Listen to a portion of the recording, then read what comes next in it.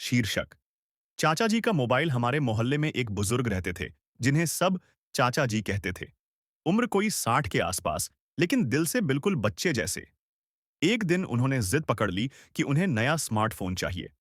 बेटे ने बड़ी मुश्किल से एक सस्ता सा मोबाइल ला दिया। बस फिर क्या था, चाचा जी ने तो दुनिया जीतने की ठान ली। पहले ही दिन मोबाइल को उल्टा पकड़कर बोले, क्या बात है, ये आदमी बोल क्यों नहीं रहा? बेटे ने कहा, चाचा जी, ये कैमरा है, माइक नहीं। अगले दिन व्हाट्सएप पर मैसेज आया, मैं चाचा हूं। सब हैरान। जवाब आया, पता है चाचा जी। फिर दूसरा मैसेज, अब क्या करूं? चाचा जी ने हर किसी को वीडियो कॉल कर दी, वो भी रात के 2 बजे। कोई सो रहा था, कोई घबराकर बोला, चाचा जी, सब ठीक है? तो बोले, बस चेक कर रहा था कि तुम लोग जाग रहे हो या नहीं। एक दिन गलती से फेसबुक पर अपनी पुरानी फोटो डाल दी और नीचे कैप्शन लिखा, यादगार लम्हा 1987। सबने तारीफों की लाइन लगा दी, जबकि वो फोटो पिछले हफ्ते की थी।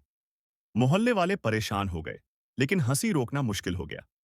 चाचा जी का मोबाइल आज भी रोज एक नई कहानी बनाता है।